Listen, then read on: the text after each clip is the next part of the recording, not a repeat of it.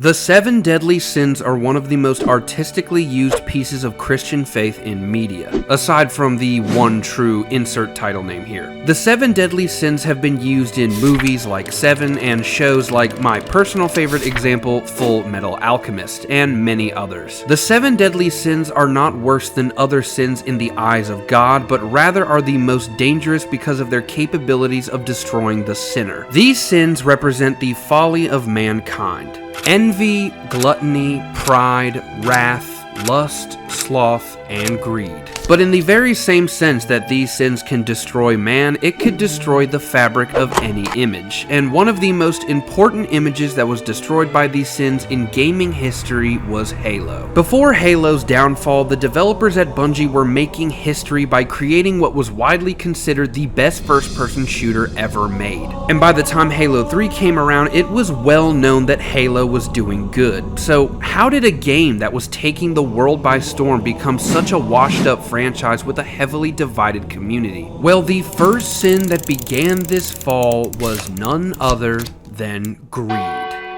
In 2007, the studio responsible for making Halo games, known as Bungie, decided to stop making Halo titles forever. But why would they throw all of this away? Well, quite simply, it was because of the corporate greed of Microsoft. Even though Microsoft was still funding Bungie, they were still just the publisher, so Bungie was supposed to retain the creative freedom for all the Halo games and the direction that they were going in. But the people at Microsoft continued to attempt to take control of this direction. Bungie was constantly battered with Microsoft's attempts to release games early, create more Halo games even if the storyline ended, and even adding microtransactions or payable DLCs. The common theme behind these intrusions is one thing, and that is money. This was very apparent to the developers at Bungie, and they decided that they had had enough, and they agreed to make 2 more Halo games, which ended up being ODST and Reach, and then they forfeited the rights of Halo to Microsoft. Microsoft took employees of their own company and created the studio that would make future Halo games and called it 343 Industries, named after a villain, funny enough. And what is the first thing that 343 Industries did? They crudely repolished the first Halo and resold it. And then they made a new game by waking up the chief even after Bungie specifically said that his storyline was over. But that idea isn't what makes the big bucks. And looking at Halo today, it is littered with microtransactions and money schemes for the simplest things as the color gray. But money wasn't the only thing that was desired too much. The developers took in so many ideas and features, making Halo lose its identity in the chaos, and this chaos was the sin of gluttony. Gluttony is not to be confused with that of greed. Unlike greed, gluttony is the act of overconsumption and retaining beyond the necessary amount of sustenance, which is exactly what Microsoft did to Halo. Microsoft is the epitome of gluttony with how many games and other forms of media that Microsoft owned, but when it comes to Halo specifically, they enveloped way too many features. In 343's first original game, Halo 4, they added sprint, loadouts which had metas, ordnance drops, new enemies, new styles. It was way too much, way too fast, and they choked because of it. Halo 5 is one of the worst examples of this, having too many characters, too many plot lines, factions, so much that no one could retain any emotional impact. No one can ever say that modern Halo has a lack of content, but instead a lack of emotion. All of these features and additions feels like eating and you can't taste anything. There's just no emotional ties to any of it, unlike Bungie's Halos. And a key point is that a lot of these features that were added were from other games. The thing that separated Halo from other games is how different it was, but with how many features they added which mirrored other games, it truly showed the sin of envy.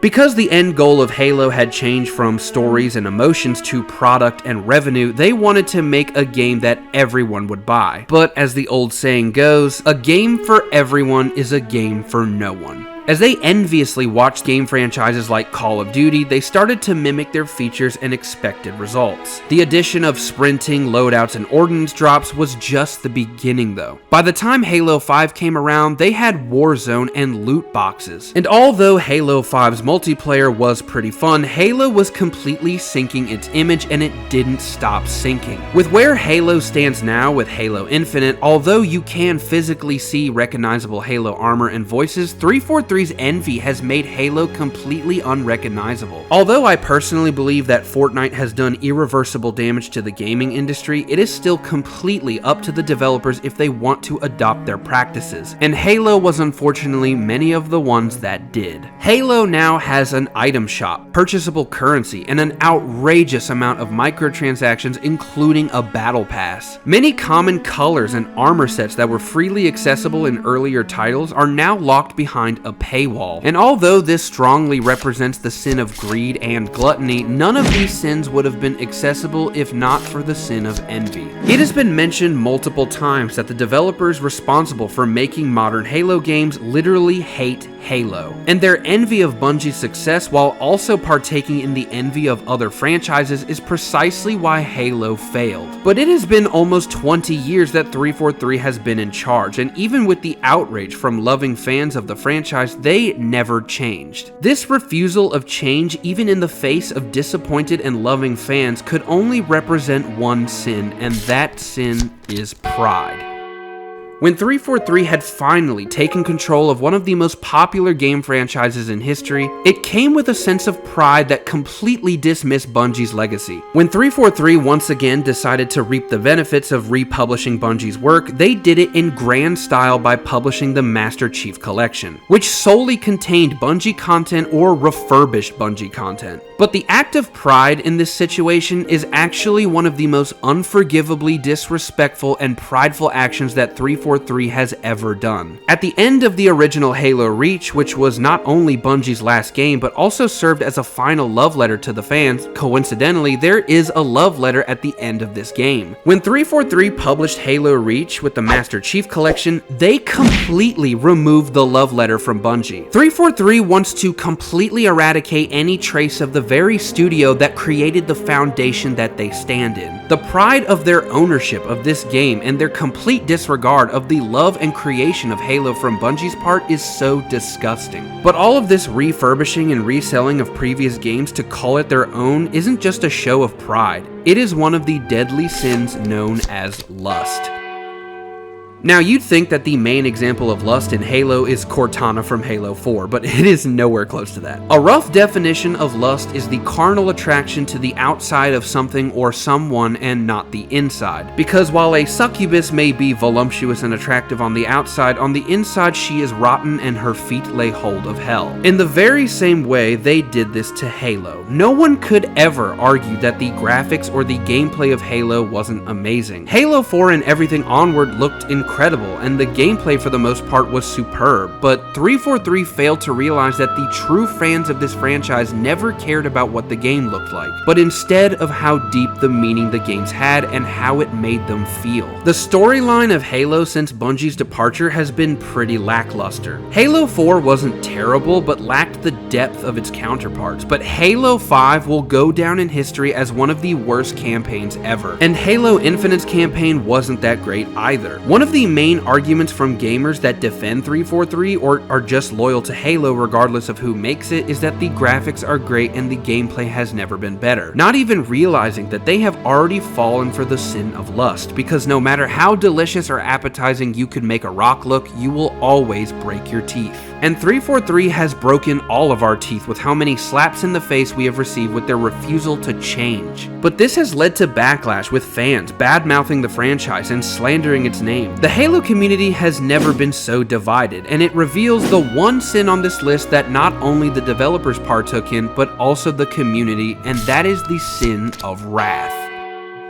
Wrath as a sin is not merely anger, it is unbridled, reactive, and ultimately self-destructive fury. And although we could clearly pin this sin on 343 with the self-destruction of Halo, we must reflect the mirror on ourselves and see the destruction of Halo from the community. I have made videos on Bungie's success and been called a Bungie meat rider, and yet also videos about things that 343 has gotten right and been called a cum crusader for the number company. It goes to show that although 343 343's wrath by dismissing key issues and destructive behavior arguably tanked Halo, the pure hatred and wrath from the community is what truly performed the coup de grace on this franchise. It seems like a perpetual event of Halo ignoring criticism and continuing their destructive behavior while the community tears into it and spits on its name, and so starts the machine again and again and again. And though the community is very much to blame, 343 did nothing to change. They simply wanted to release a game, make the money, and be done. And while the ambition for wealth attributes to greed, the unwillingness to change and desire to achieve passive income can only reflect one sin, and that is the sin of sloth.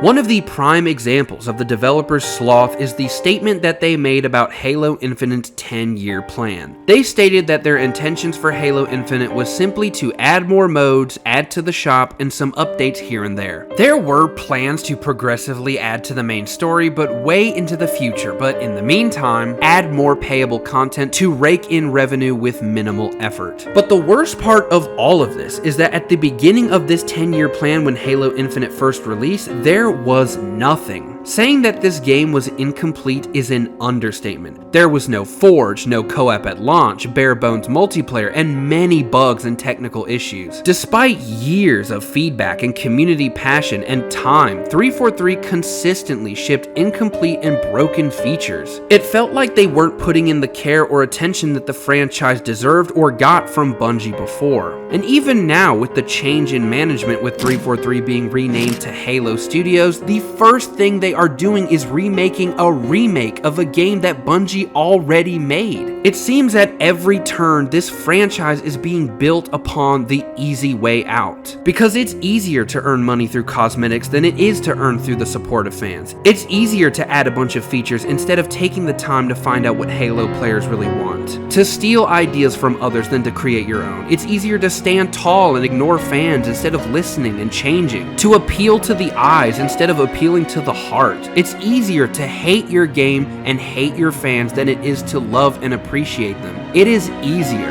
to do nothing. And with all that Halo has become and all the sins that have brought it to where it is now, the most dangerous sin is the one that will stop any change. Because the worst thing that could ever happen to Halo is absolutely nothing.